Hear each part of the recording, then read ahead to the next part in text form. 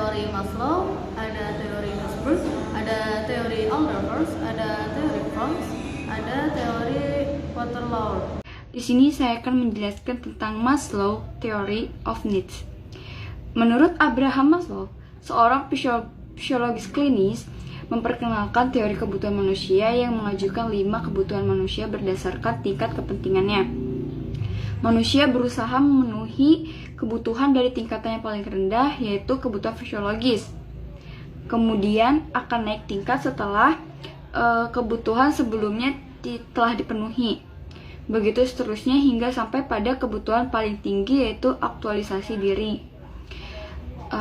Nah, saya akan menjelaskan satu-satu. Yang pertama itu kebutuhan fisiologis. Apa sih kebutuhan fisiologis itu? Nah, kebutuhan fisiologis itu kebutuhan manusia, yaitu kebutuhan tubuh manusia untuk mempertahankan hidup, seperti makanan, air, udara, rumah, pakaian, dan seks. Yang kedua itu kebutuhan rasa aman. Kebutuhan tingkat kedua setelah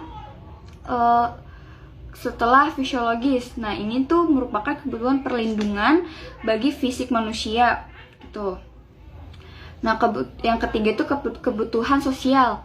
Nah, kebutuhan ini tuh merupakan rasa memiliki dan dimiliki agar dapat diterima oleh orang-orang sekelilingnya atau lingkungannya. Kebutuhan tersebut berdasarkan kepada perlunya manusia berhubungan satu dengan yang lainnya. Yang keempat itu kebutuhan ego. Nah, merupakan kebutuhan untuk mencapai derajat yang lebih tinggi dari yang lainnya. Manusia berusaha mencapai prestis, reputasi, dan status yang lebih baik. Manusia memiliki ego yang kuat untuk bisa mencapai prestasi yang lebih baik untuk dirinya maupun lebih baik dari orang lain gitu. Nah, yang terakhir ini kebutuhan aktualisasi diri. Nah, ini merupakan kebutuhan yang berlandaskan akan keinginan dari seorang individu untuk menjadikan dirinya sebagai orang yang terbaik sesuai dengan potensi dan kemampuan yang dimilikinya gitu. Nah, yang terakhir itu ada kritik terhadap teori Maslow. Nah, daya tarik Maslow adalah bahwa dia memberikan teori motif manusia dengan mengklasifikasikan kebutuhan dasar manusia dalam hierarki dan teori motivasi manusia yang menghubungkan kebutuhan ini dengan perilaku umum. Kontribusi utama Maslow terletak pada konsep hierarkis. Dia adalah orang pertama yang menyadari bahwa kebutuhan yang pernah terpuaskan adalah kekuatan yang dihabiskan dan tidak lagi menjadi motivator. Baik, yang selanjutnya itu ada teori dari Alderfers. Teori Alderfers ini menyatakan bahwa motivasi dilandasi oleh 3 kebutuhan, yaitu adanya ekstensi, hubungan, dan perkembangan pada diri. Teori ini juga menyatakan bahwa jika kebutuhan untuk tumbuh dihalangi oleh lingkungan dan tidak diberikan kesempatan, maka karyawan akan mendemotivasi, yang artinya karyawan itu akan turun dan mencari kebutuhan di tingkat yang lebih rendah. Lanjut, ada teori Fromm.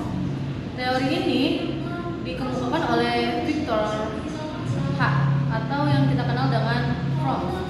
Teori ini menyatakan bahwa kekuatan yang memotivasi seorang untuk giat bekerja dalam mengerjakan pekerjaan tergantung dari hubungan timbal balik apa yang dia dapatkan. Contohnya, ketika dia bekerja dalam waktu yang lebih lama, maka ia mengharapkan gaji yang lebih besar. Nah, seperti itu kira-kira dari gambaran dari teori Fromm.